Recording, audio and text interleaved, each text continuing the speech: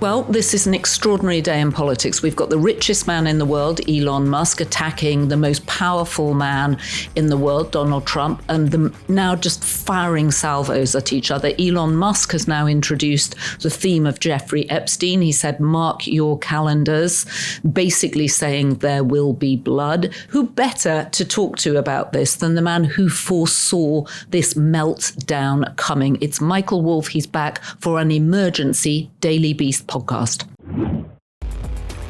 Michael, when we last spoke less than 24 hours ago, we were waiting for Donald Trump to respond to Elon Musk's criticism of the big, beautiful bill. Now we seem to be into a full-on WWE fight. Explain what's going on. Well, as we discussed yesterday, everybody comes a cropper with Donald Trump. Donald Trump is going to screw you, and you're going to be screwed. So there has never been someone in a position to try to screw Donald Trump back. So we have a new paradigm. The richest man in the world and the most powerful man in the world locked in a blood feud. And who's going to win? It could go either way. It has escalated into nuclear territory within the last 30 minutes. Right. And as we're talking, Elon Musk has just fired back at Donald Trump, who accused him of missing the glamour of the White House. I mean, you made a very good point in the podcast we dropped today, actually earlier, saying no one leaves the White House voluntarily. Donald Trump then today, possibly having heard you, makes the point that Elon already misses the glamour of the White House. This is what happens when people leave the White House. There was a carefully on the part of the White House, no suggestion that Elon had been forced out, that Elon had been fired. I mean, this is the way men of affairs do this. There is no "you're fired." There is no reality show denouement. But now Trump is saying, yes, I fired him. We pushed him out. Forget him. But Elon today dropped an absolute bomb. It may not be a total nuclear bomb. That's in Trump's camp. But he dropped the bomb of Donald Trump is in the Epstein files. What does he mean? I mean, it is the nuclear. I mean, I think it has been, and it is that it's an issue that I'm particularly interested in because I've been involved in it. And actually, I've been the one who has dropped the bomb or tried to drop the bomb because it's absolutely true. I mean, Donald Trump, here is the story hiding in plain sight for a very long time now. Jeffrey Epstein and Donald Trump were the best of friends for a very long time, for 15 years. They shared girlfriends, they shared airplanes, they shared business strategy, they shared tax advice, or it's actually they shared how to not pay taxes. They were inseparable. And as I've said on the Daily Beast podcast and in other venues, I have seen the pictures of Donald Trump and Jeffrey Epstein's girls together. Last November, just before the election, we ran tapes that you had provided us of Jeffrey Epstein talking extremely intimately about Donald Trump. What are the specifics in the files that they won't release? I mean, the files, and I don't know if Elon knows, the idea of files may be, it may be something specific, including those pictures, which were in all probability in the safe when the FBI came and raided Jeffrey Epstein's house after he was arrested. So perhaps that's one of the things that Elon is very specifically referring to. But I think in general, it could also be the Epstein file writ large. In the scope of the Jeffrey Epstein life intersects with the Donald Trump life in a very meaningful, in fact, profound way. These guys kind of made each other. And Donald Trump is obviously very sensitive about this relationship now. Completely. Actually, when interviewed Trump at one point, and they sort of the the people around him ask you, just give us an idea of the topics. And I gave a whole bunch of topics, and including Epstein and all of the other topics. They said, fine. But if you ask about Epstein, he will end the interview and you won't get anything. Have you ever spoken to him about Epstein? I said once to him, we know someone in common. It's the one person you don't want to have in common. And he froze. Right. So, you predicted that this would happen. And 2 or 3 months ago when we spoke, and I said, if it comes down to it between Elon and Donald Trump, who will win? And you said Donald Trump. What's fascinating here is they've both got their own social platforms that they can go after each other on. And as you said, we've got the richest man in the world now going after the most powerful man in the world. And one of the things that we have talked about, and I find so puzzling, is that nobody seems to stand up to Trump. And finally, we have Elon, which may turn out to be his gift to the world, standing up to Donald Trump. Nobody goes after Donald Trump because he'll kill you, because he has the ability to do, well, just think about Ron DeSantis. Ron DeSantis tried to stand up to Donald Trump in a very procedural electoral way. I'm going to run against you. Boom. He destroyed Ron DeSantis. Well, Ron DeSantis arguably also destroyed himself. He went after Disney. He's not a charismatic politician, though he's an able politician. He's certainly not a charismatic politician, but he's a perfectly ordinary politician who in the scheme of things was a plausible contender. Certainly his numbers in Florida, and virtually everyone up until a certain point regarded Ron DeSantis as a potential Trump killer, until Trump killed him. He just literally went out and pulverized him. And all of this, what we understand now as Ron DeSantis' lack of charisma, more than lack of charisma, the worst politician in the history of bad politicians, is all Donald Trump's doing. So, and he will now, two things will either happen. He will go after Elon in that same way, and we will see if Elon then can, has the chops, the fortitude, and the gift to go after Donald Trump, and then it's a game.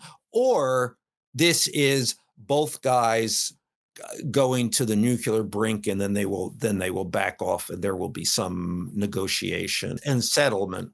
Right. It was pretty interesting that Elon said you would never have got elected without my money. The Democrats would have won the House. There should be a third party. Maybe I'm going to finance a third party. Totally. Just extraordinary. We are possibly walking through a new portal into something that we have never seen before. And it is then, and, I think we have to say this we've always talked about the power of money in politics, but this might really be the power of money in politics.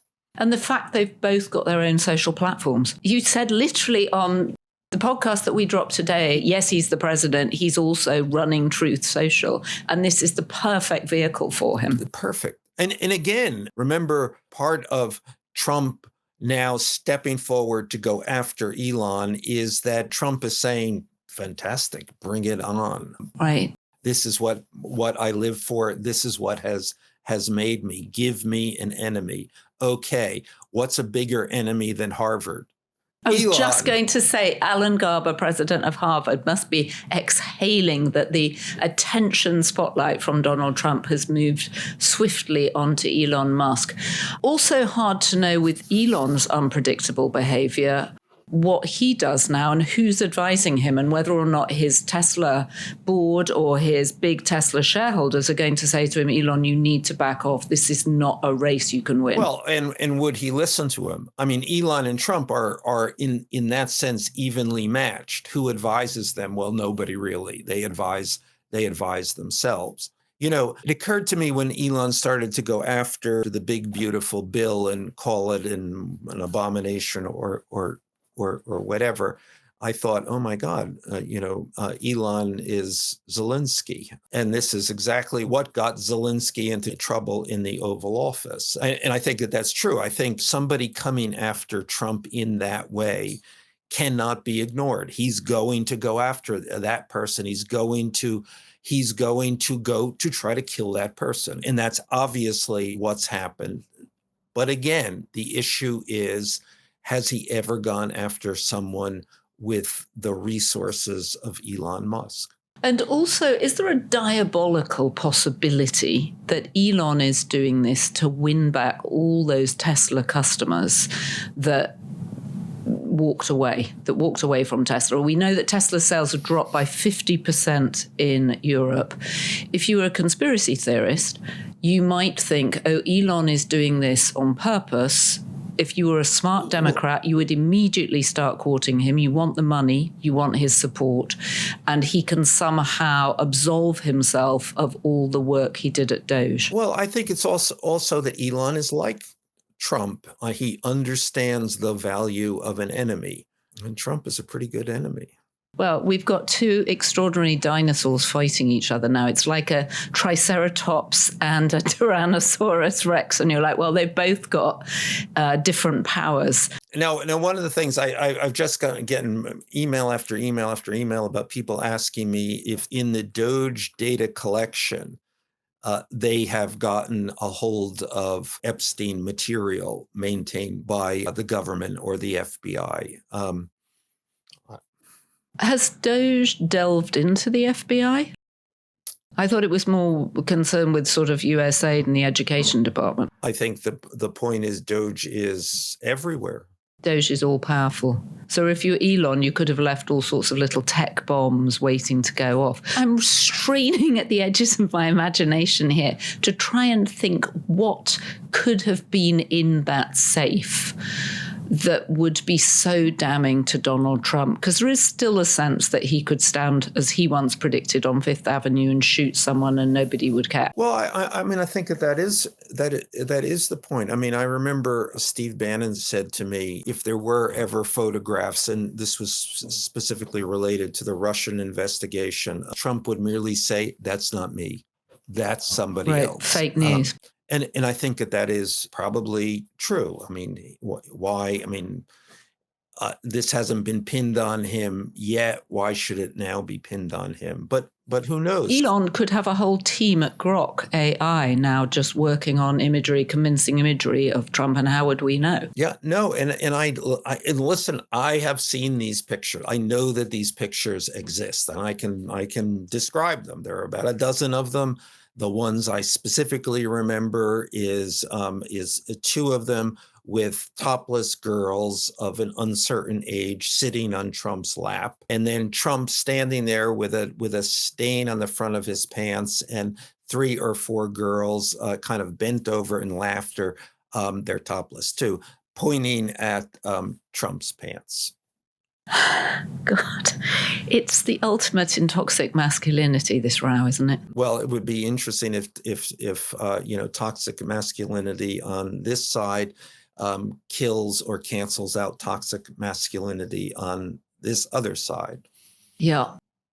I think we need RFK Jr. to the rescue with an anti-vaccine.